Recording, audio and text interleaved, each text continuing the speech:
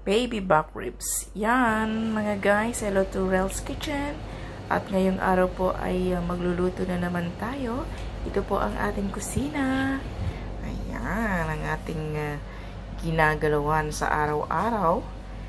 At ang ating ihahandang lulutuin ngayong araw ay pork ribs or baby back ribs. So, yung iba naman ang tawag guys, spare ribs. Ay, basta may ribs. So, ayan nga po guys, tinatanggal natin yung kanyang membrane para sa ating pag-marinate ay manunuot sa mga laman ang kanyang lasa. Ayan. Ayaw po natin yan. Hindi ko po yan nilalagay kapag nagluluto ako ng ribs.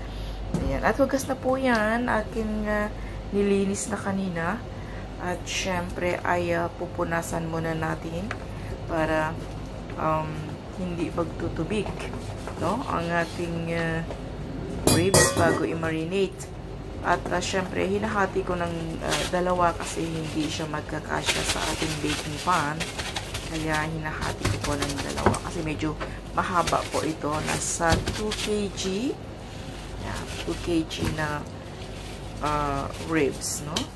So, ganyan po ang aking pag-iistima ng ribs na to. At i-marinate natin siya ng barbecue honey or kung anong honey na meron kayo. Pero ako po, I prefer yung barbecue honey kasi pang luto talaga to, pang bake talaga siya.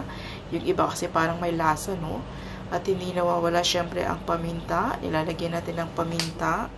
Ilalagyan natin yan ng chassis sauce, paprika powder, ayan po. Or yung tinatawag nilang barbecue sauce, no? So, ganyan po ang ating pag-marinate ng pork ribs na to. Ihalo natin siya. Ayan. Ilalagyan ko rin po yan ng garlic salt. Ayan. So, soy sauce, nilalagyan din natin yan. At inilalagay ko sa ziploc bag para maganda sa ating paghalo, no? Kapag nilamarinate na natin siya. Ayan, ayan siya guys. Ayan po yung ating pag-marinate. At saka natin ihahalo yung ating ginawang sauce.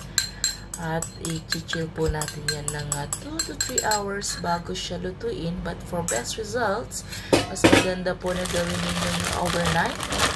Para lalong masarap ang kanyang lasa kapag ating i-bake na siya. Kumbaga nanunuot na lahat, no? Yung kanyang lasa. So, pero ako, 2 to 3 hours is okay na po yun. Ayan. Pero kung hindi ka nagmamadali, mas maganda yung overnight. So, ayan po. Ang ating pag-estima, no, ng recipe na to.